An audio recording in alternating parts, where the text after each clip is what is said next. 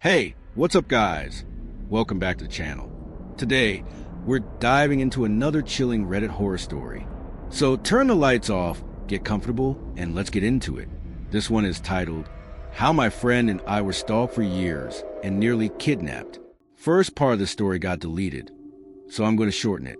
Basically, a summer camp me and my friend started to attend in 2019 does surveys every summer based on the topic we'll be discussing, so we get better public speaking and a more generalized opinion from others in the area. Me and my friend teamed up with 2 counselors and hit the town. Our last stop was a Walmart, and we talked to a bunch of different people.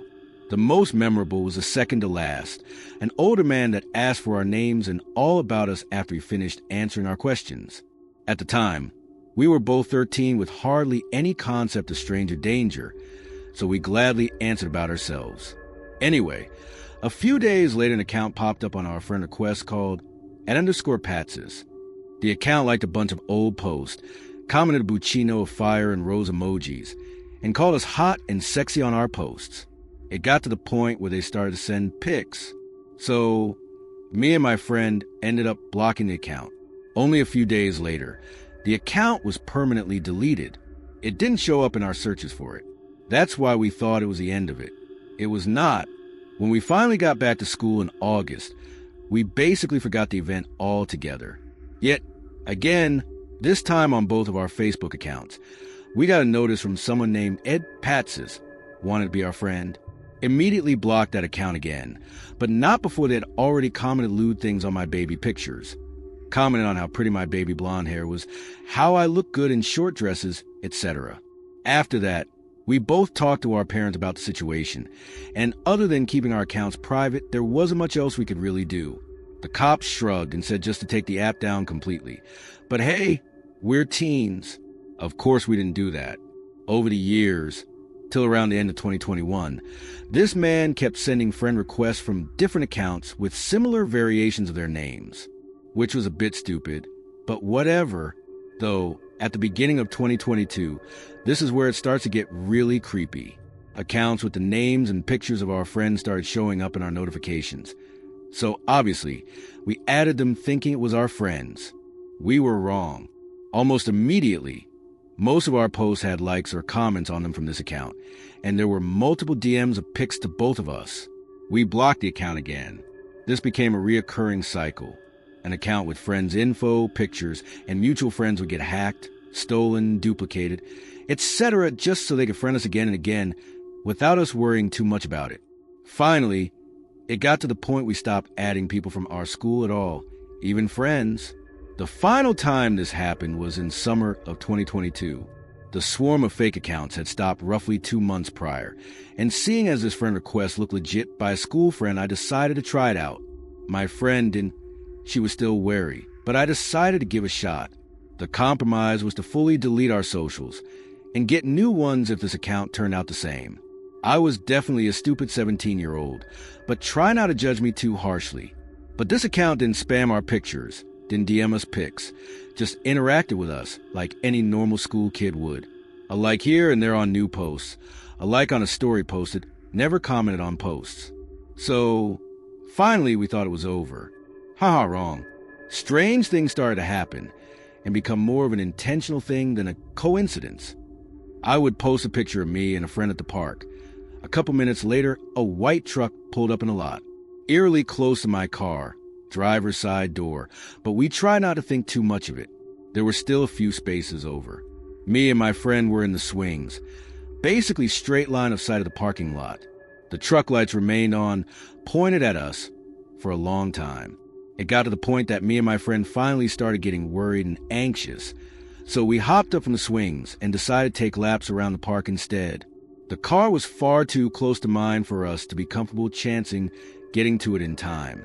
Mind you, it was about 10 p.m. at night, so we were the only ones there. We waited and roamed the park for nearly an hour before the truck finally drove away. That's when we raced my car and I drove home, looking behind me frequently just in case. This happened in early June, and it kept happening. I didn't really notice it, thought it was a one-off occurrence. It never dawned in my head that it happened after I posted pictures or said where I was with friends. But I started to see a white truck just about anywhere I post about.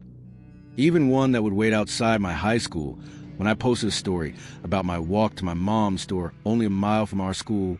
Again, young and dumb. I didn't think the worst of it. I thought it was parent waiting for a kid.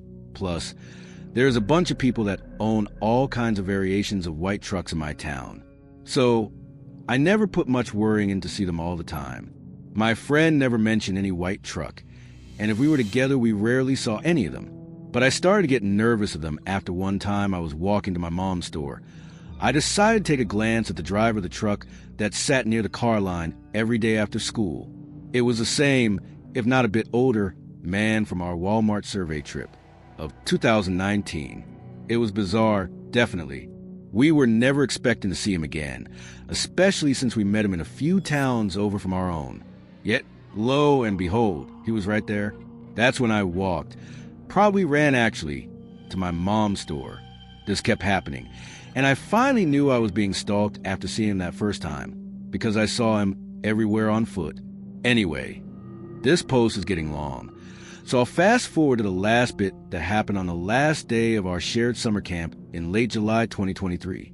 At this point, I was still 17, and since I was older than most of the new campers, I might as well have been considered a staff member. I drove kids to camp and home every night, and they paid me for the gas money, so I was cool with doing it. Didn't bother me, since they were in the same town as me and there was others farther away the counselors typically drove home. This day, I posted all the last day campfire pictures right before I left, so I could try and save my phone that was suffering from glitches, lack of data, and didn't let me communicate/call others because my storage was too full. So I photo dumped a bunch of stuff, but it didn't fix the problem. My phone was essentially broken in all but name. It hardly worked, and I bought my current phone after this occurrence. On top of this, one of the older campers that visited on the last day, 19M, didn't have a phone either, but he was also in the car with me. In the back seat, I had 3 campers. One didn't have a phone either, and the other 2 were dead. One was charging theirs with my carport, but we didn't think much of it. Just turned on the radio full blast and gunned it back home. As I pulled off the back road of our camp up to the intersection, the light turned green and we went forwards. In the lane next to us was a white truck that kept turning its brights on and off. It was a bit weird, so I sped up, but I didn't think much of it. Side note, my best friend, let's call her N for this, has a baby and had her kid at 16. So at this point her kid was nearly a year old. Still very fussy in car rides and such. This becomes important later, because it was there for the last day of Camp 2. She left right before we did when her baby became cranky. Eventually, I don't see the white truck behind me anymore, and I slowed down a bit. It was nearly 9:30 p.m. at this point, late enough for the highway between our towns to be essentially empty. I have this back road that is a bit curvy that leads close to my house and directly to a rich neighborhood. It's the streets I typically take to get back to my house from camp if I had no one to take home, and everyone that was a regular in my car called it the detour. It was quite pretty, with a bunch of full evergreen trees and wildlife. The kids, not really kids, but they acted like it. 13F, 15M, 15M. In the back were begging me to go on the detour, since it was the last day of camp. So I caved in and hit on my blinker, turning right onto the back road. Now listen, I'm not the safest person out there. Don't judge me. I'm still basically a kid too. But all the ones in the back love to hang out the windows on the back road, so I let them stick their heads out the sunroof, sit on the windowsill while holding the bars on top of my car. I went slow, under 10 miles per hour, just so they could do it and not worry about them getting hurt. I mean, there was no one on the back roads. Cops never camped out on these streets, and I was going under the speed limit by like 20, so there wasn't really any harm in letting them stick out the windows. Eventually, I let them bully me into taking them around the rich neighborhoods that had cool water fountains and covered bridges on their streets. Apparently, one of the covered bridges caved in, so we had to go around on this super narrow street, right next to a large drainage ditch at least 15 to 20 feet deep. As we are going around it, a car comes up behind us.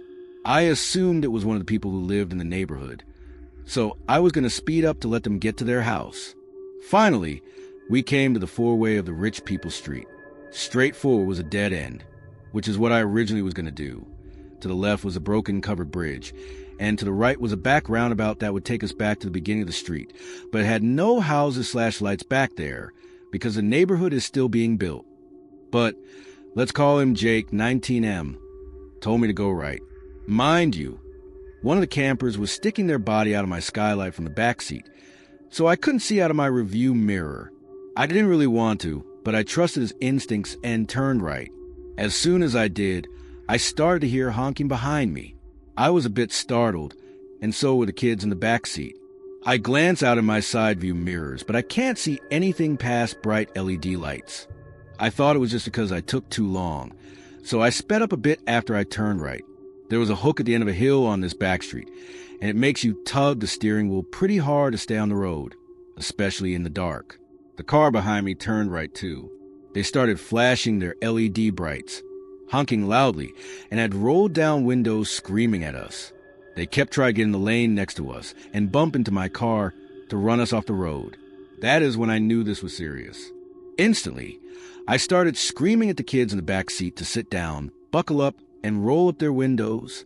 They barely managed to do that by the time I hit the bend at the end of the hill really hard and gunned it off the street, driving around the drainage ditch with little problem. I've done it multiple times.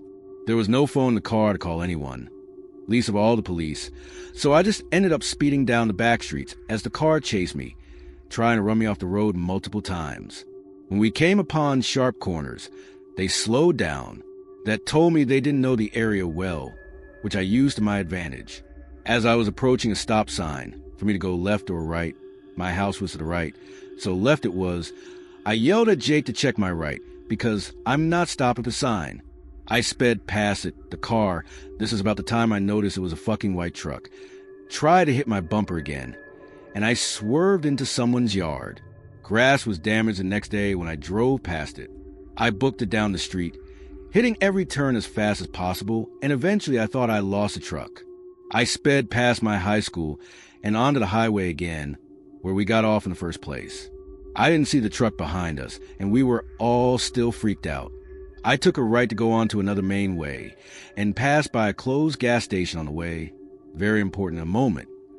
I stopped at a gas station and handed the kids in the back some cash for them to go get themselves a drink and a snack to help them calm down. None of them were crying. Thank God, the adrenaline junkies they are. They thought it was more exciting than anything. I told Jake to go watch them in the store and make sure they didn't do anything stupid while I filled up my gas tank. We waited at the gas station for about 20 minutes before I went back onto the road to take them home, just in case. I asked them if they had saw the car at all while they were hanging out the windows, and only one of them said they thought they did, but the truck's lights were off. It was the same truck from a town or so over from the intersection in front of the back road to our camp. They followed us for nearly 25 minutes.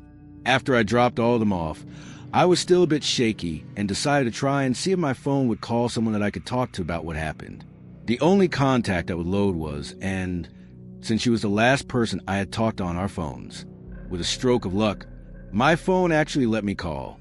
She picked up, but all I could hear from her side of the line was her crying, obviously panicking. I asked her what was wrong, and lo and behold, she shares a story eerily similar to what just happened to me. Apparently, Ann's baby started crying so loud she could barely focus on the road. So she pulled into the closed gas station I mentioned earlier, right outside our high school. I sped past. She was giving her kid their bottle when a white truck pulled into the lot. Immediately, she was weary because it was closed, and she was right. Less than 30 seconds later, this truck parked horizontally in front of Ann's car to block her in. She immediately started the car again, locked her doors, and pulled off over the grass curb blocking her from the street.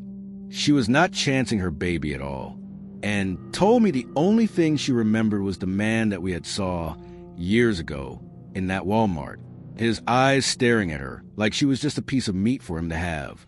As she raced home, the truck caught up to her.